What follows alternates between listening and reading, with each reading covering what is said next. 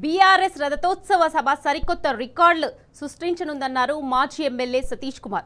గులాబీ పార్టీ చరిత్రలోనే కనీవిని ఎరుగని రీతిలో ఈ సభ జరగనుందని తెలియజేశారు. ఇప్పటికే సభ ఏర్పాట్లన్నీ తుది దశకు చేరుకున్నాయన్నారు. సభకు వచ్చే జనాలకు ఎలాంటి ఇబ్బంది రాకుండా వాటర్ బాటిళ్లు, మజ్జిగ ప్యాకెట్లు సిద్ధం చేస్తున్నామన్నారు. వేలాది వాహనాల్లో సభకు ప్రజలు తరలి వచ్చే ఎటువంటి ఇబ్బందులు కలగకుండా రోడ్ మ్యాప్, పార్కింగ్ స్థలాలను సిద్ధం చేశామంటున్న మాజీ ఎమ్మెల్యే సతీష్ కుమార్తో మా ప్రతినిధి రవికాంత్ ఫేస్ టు ఫేస్.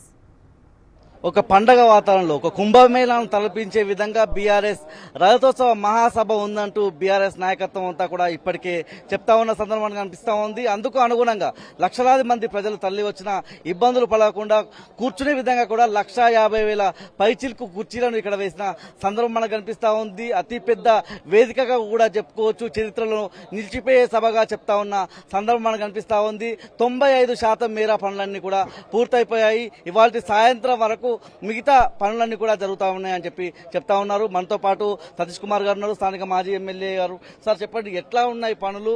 రేపు ఒక ప్రభంజనంలో తరలి వచ్చే అవకాశం కనిపిస్తా ఉంది కదా, ఎట్లా చూస్తా ఉన్నారు ఇదంతా?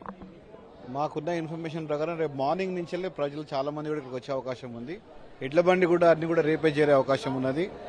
కాలినడకలో వచ్చే వాళ్ళు కూడా దాదాపు రేపు సాయంత్రం వరకు చేరే అవకాశం కూడా కనబడుతుంది. ఇక్కడ ఒక ప్రభంజనం, అసలు ఇక్కడ కుంభమేళానా ఇంకా అంతకన్నా పెద్ద మేళానా అనేది కూడా అంత గొప్పగా ఈ కార్యక్రమం జరుగుతుందని కూడా మేము అందరూ తెలియజేస్తున్నాను. ఇక్కడ అన్ని అరేంజ్మెంట్స్ కూడా దర్దాపు పూర్తిగా వచ్చినాయి. ఫైనల్ టచ్ ఈవినింగ్ కంప్లీట్ అయిపోతుంది.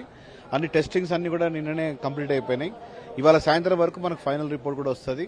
ఆల్రెడీ జోన్స్ కూడా డిసైడ్ చేసి జోన్ 1, జోన్ 2, జోన్ 3, జోన్ 4 అవన్నీ కూడా డిసైడ్ చేయడం జరిగింది. ఏ వెహికల్ ఏ జోన్లో ఏ అసెంబ్లీ కాన్స్టిట్యున్సీ నుంచి వెళ్ళి రావాలి, ఏ అసెంబ్లీ కాన్స్టిట్యున్సీ నుంచి వెళ్ళి వాళ్ళు ఇక్కడ పార్క్ చేసుకోవాలి, ఎక్కడి నుంచి వాళ్ళు వచ్చి సభలో ఇక్కడ కూర్చొని ఇక్కడ చూడవచ్చు, సభను చూడవచ్చు అని చెప్పి కూడా అన్ని ఏర్పాట్లు చేయడం జరిగిందని కూడా మీ అందరికీ తెలియజేస్తాను.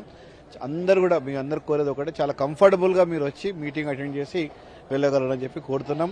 ఇక్కడ మజ్జిగ ప్యాకెట్లు కూడా నిన్ననే వాళ్ళు వచ్చిండ్రు. వాళ్ళు కూడా మాకు చల్లటి మజ్జిగ ప్యాకెట్ కావాలని అంటే వాళ్ళు మన ఐస్ బాక్స్ వ్యాన్స్ లోపల తీసుకొచ్చి ఇక్కడ పెడుతున్నారు. దాదాపు 4 లక్షల చల్ల ప్యాకెట్స్ ఐస్ బాక్స్ లో క్యారీ వాన్స్ లో వచ్చి ఇక్కడే ఉంటాయి, పార్కింగ్ ప్లేస్ లో ఉంటాయి. ఎప్పుడు అవసరం ఉంటే అప్పుడు తీసుకుని వెళ్ళేటట్టు. కాబట్టి ఐస్ చల్లటి మజ్జిగ ప్యాకెట్లు, చల్లటి మంచినీళ్లు, అదేవిధంగా మీరు చూసి ప్రతి చోట కూడా డ్రమ్స్ అని కూడా పెట్టడం జరిగింది. దాంట్లో ఐస్ వేసి దాంట్లో కూడా వాటర్ బాటిల్స్ పెట్టడం జరుగుతుంది. అదేవిధంగా చల్ల ప్యాకెట్ కూడా పెట్టడం జరుగుతుంది. తర్వాత ప్రతి రోగ్ కూడా ఒక వ్యక్తిని పెడుతున్నాం మనం ఇక్కడ. మన దగ్గర ఉన్న కార్యకర్తను ప్రతి రోకి, మహిళా కార్యకర్తలు ప్రతి రోకి ఉంటారు. అంటే వాళ్ళకి ఎప్పుడు మజ్జిగ ప్యాకెట్ కావాలన్నా, ఎప్పుడు మంచినీళ్ళ ప్యాకెట్ కావాలని ఇచ్చేటట్టు అట్లా అరేంజ్మెంట్ చేస్తున్నాం. ఆల్రెడీ మనము ఇంతకుముందు నిర్ణయం తీసుకున్న ప్రకారంగా ప్రతి కుర్చీలో కూడా ఒక మజ్జిగ ప్యాకెట్, ఒక వాటర్ బాటిల్ పెట్టాలని చెప్పి కూడా సూచించడం జరిగింది. అది కూడా మేము ప్రయత్నం చేస్తున్నాం. బ్రహ్మాండంగా దాదాపు మీరు అన్నట్టు 150,000 కుర్చీలు మనకు కనబడుతుంది, చూస్తుంటే మనకు కనబడుతుంది. అవన్నీ కూడా ఇప్పుడిప్పుడే ప్లేస్ వాళ్ళ ఎక్కడెక్కడ పెట్టాలి అనేది వాళ్ళ దాంట్లో అవి ప్లేస్ చేస్తున్నారు. చాలా బ్రహ్మాండంగా ఎవరు వచ్చినా కానీ చాలా కంఫర్టబుల్ గా వచ్చి కంఫర్టబుల్ గా పోయేటట్టు ఇక్కడ అన్ని కూడా ఏర్పాట్లు చేసిండ్రు. ఈవెన్ పార్కింగ్ ప్లేసెస్ లో కూడా టెంట్లు వేసేసి వాటర్ బాటిల్స్, మజ్జిగ ప్యాకెట్లు, అదేవిధంగా వాళ్ళకి కావాల్సిన టాయిలెట్స్ కూడా పెట్టడం జరుగుతున్నది. అక్కడ కూడా కంఫర్టబుల్ గా వచ్చేటట్టు ఇంతకుముందు ఆర్టీసీ వాళ్ళతో కూడా మాట్లాడడం జరిగింది.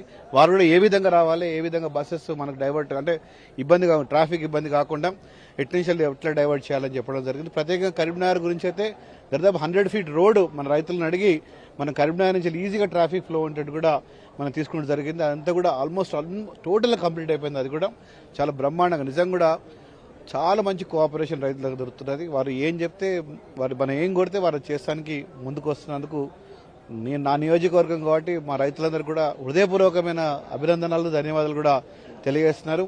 వారికి అందరికి కూడా ఒకటే లక్ష్యం, కేసీఆర్ గారిని చూడాలి, కేసీఆర్ గారు మాట వినాలి, వారు ఏం చెప్తున్నారో మేము చూడాలి. మాకు రైతు బంధు ఇచ్చి మొన్న ఆదుకున్నాడు సారు.